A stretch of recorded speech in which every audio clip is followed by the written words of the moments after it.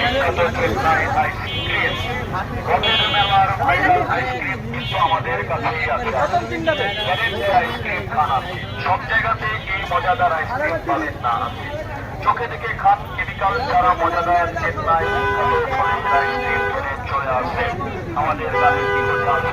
বাবুরা, ছোটরা, বড়রা, দাদারা, বৌদিরা সবাই কিন্তু সব বয়সের লোকেরাই খেতে পারবেন আমাদের